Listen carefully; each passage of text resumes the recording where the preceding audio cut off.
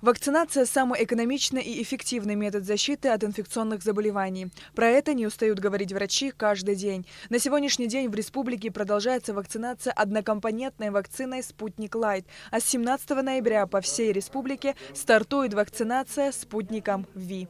Благодаря переговорам президента Республики Абхазия Аслана Георгиевича Абжаня вчера вечером доставлена партия вакцин, первая партия вакцин в количестве 6 тысяч доз «Спутник ВИ». Есть договоренность о 30 тысячах доз вакцины «Спутник ВИ». Все это было приобретено из средств республиканского бюджета. Прививка рекомендована всем жителям в возрасте от 18 лет и старше. Она проводится в 2 этапа. Вторая доза вакцины вводится на 21 день после первой. Прививаться повторно раньше этого срока нельзя, но можно на 2-3 дня позже. Люди имеют возможность также записаться на местах, на пунктах вакцинации, и под них будет доставлена вакцина, так как вакцина имеет определенные условия морозильного хранения. Она не может быть разморожена несколько раз. Как только вакцина доставлена, она разморожена, введена нашему гражданину. Если эта хронология нарушится, пациент не придет, вакцина будет утилизирована.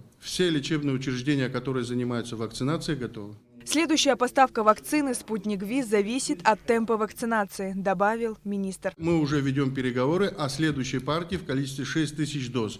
Это почему именно 6 тысяч доз? Потому что условия морозильного хранения. Для того, чтобы эта вакцина непосредственно лежала в морозильниках. Объемы морозильников соответствуют 6 тысячам доз. Уважаемые граждане, еще раз, в очередной раз призываю вас вакцинироваться, так как вакцина – это спасение от этой коварной болезни COVID-19.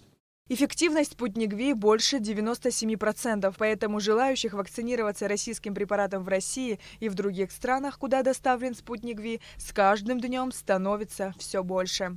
Сария Кварацхеля, Роберт Ломия, Абхазское телевидение.